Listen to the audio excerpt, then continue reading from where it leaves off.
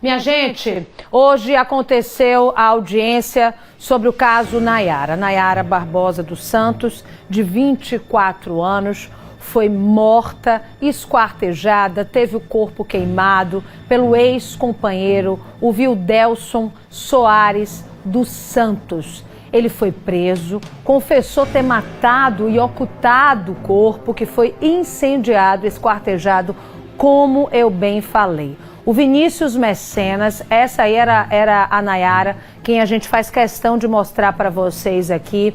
Uma menina amada, cheia de vida, muito querida. 3 dias de desespero para a família, esperando informações. Ela estava desaparecida até que foi finalmente encontrada, mas infelizmente já sem vida. O Vinícius Mecenas está dedicado, a esse caso desde ontem. A gente quer saber, Vinícius, o resultado dessa audiência, o que a gente pode trazer de novidade para o nosso telespectador.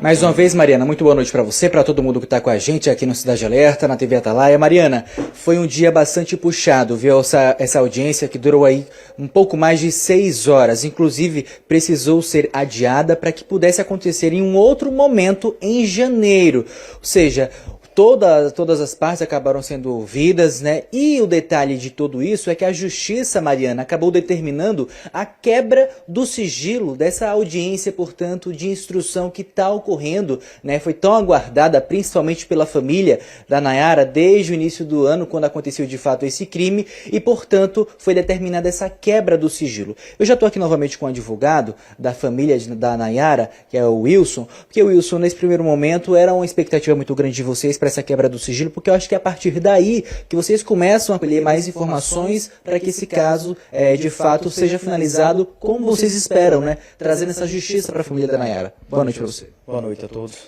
Veja, na verdade, em relação à questão da quebra do sigilo, neste processo em si, o sigilo ele foi decretado, pela autoridade judicial, pelo juiz de direito da comarca de Estância, em virtude de diligências pendentes no processo, para que fosse delimitada a autoria delitiva em desfavor dos demais réus, O que foi realmente confirmado no curso das investigações.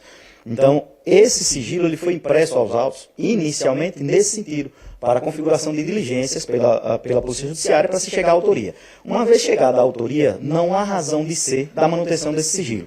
Então, este fato foi, na verdade, rechaçado pelos advogados de defesa, no sentido da manutenção do sigilo, sob a alegação de que não fosse divulgada a identidade dessas pessoas envolvidas nesse delito de ocultação do cadáver.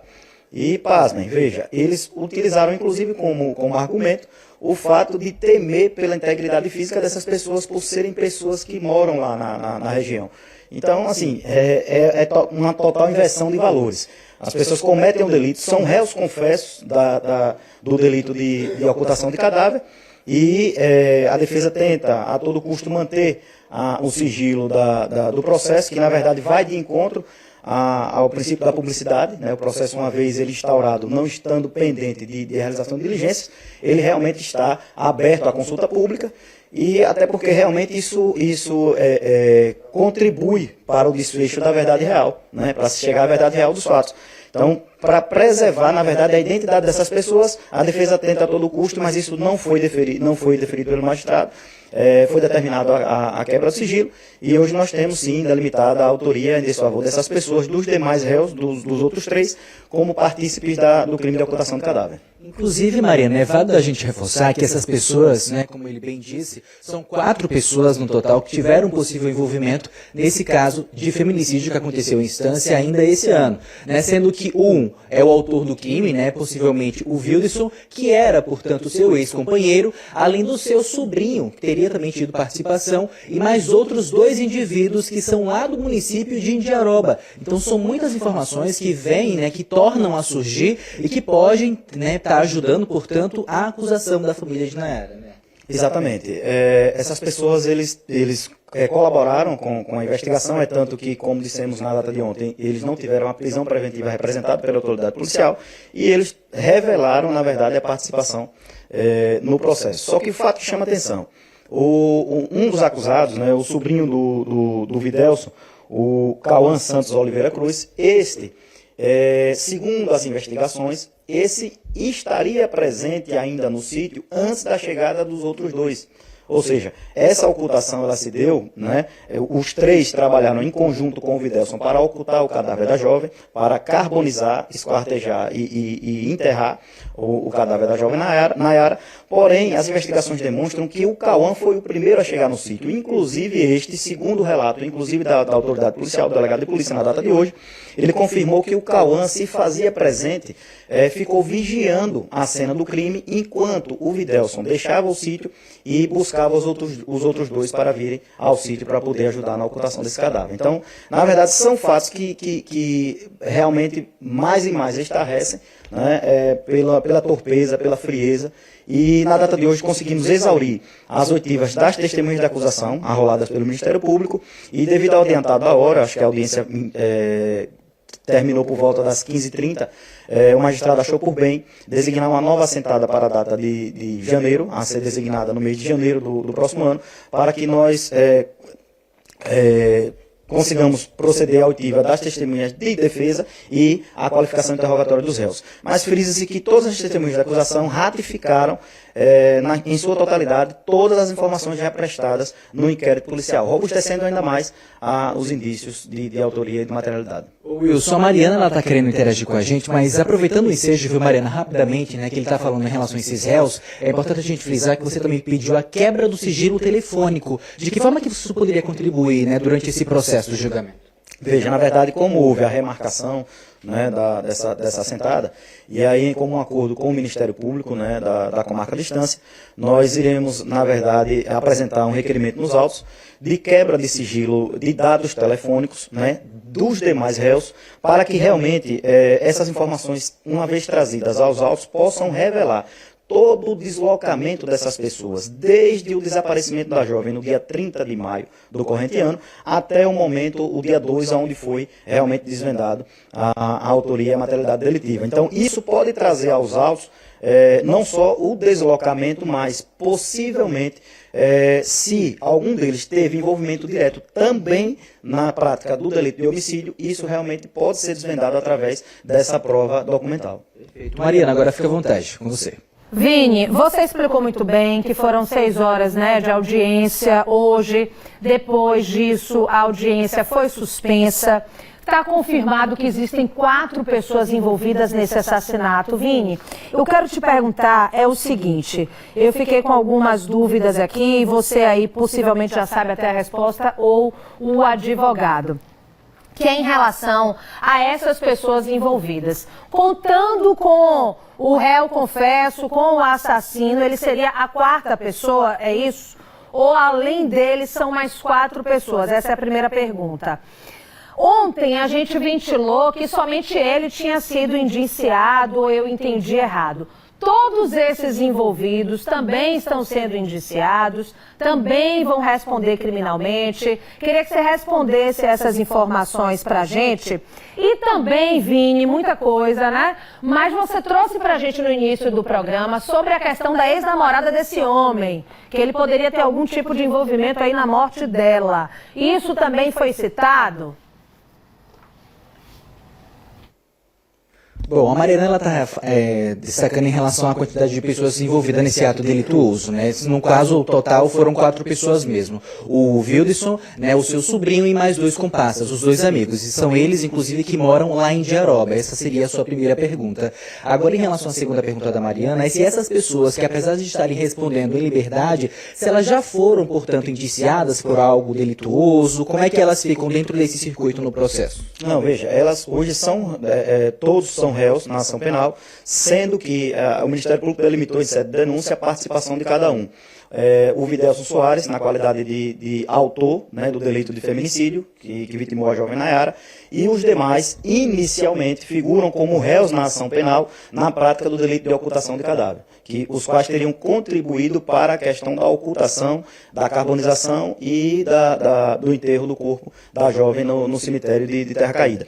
Inclusive, 2 dos acusados, eles moram na cidade de Diaroba, né, e são todos eles, 2 são amigos do Widelson, e um deles é sobrinho do acusado. Então, esse sobrinho mora na cidade de Estância, que seria o Cauã, e os demais, o Anderson e o Gustavo, esses moradores da cidade de Indiaroba, um deles, inclusive, com uma propriedade que fica de frente ao cemitério onde o corpo da jovem foi encontrado. E que, segundo as investigações, né, dão conta de que o corpo foi transportado num colchão, após a morte, o corpo foi transportado num colchão no banco traseiro do veículo do Videlso, e foi transportado até este município de Indiaroba em 2 veículos, ou seja, no veículo do acusado ele transportou o corpo enrolado num colchão, e quando chegou lá na cidade de Estância, nesse município de Terra Caída, na propriedade de um deles foi feita a carbonização, e de lá eles transportaram até a cova. Então são requisitos que realmente trazem muita revolta em todos que realmente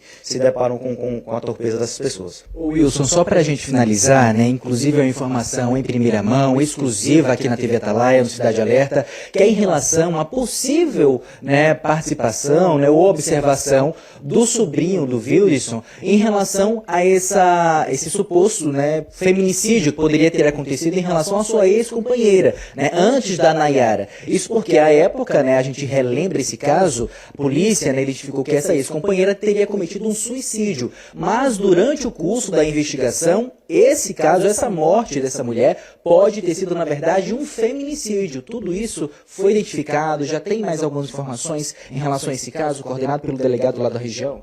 Então, na verdade, esse fato, quem encontra-se à frente das investigações é o delegado Dr. Cledson, que foi o mesmo delegado que presidiu as investigações deste fato. E hoje, na data de hoje, quando ele respondia as perguntas do assistente de acusação, realmente, ele, de forma espontânea, ele revelou que existe a notícia. Então, realmente, o fato está sendo apurado, esse fato da companheira anterior do Videlso, e existe a informação de que essa mesma pessoa, o sobrinho dele, também, de alguma maneira, se fez presente no local onde foi encontrado o corpo dessa jovem, que inicialmente o fato foi dado como suicídio. Enfim, já seria o segundo fato que chama a atenção, né, da ligação dele com o tio. Então, assim, são detalhes que a instrução processual ela vai revelando e vai trazendo novas informações, com a oitiva também dessas pessoas que foram responsáveis pela ocultação.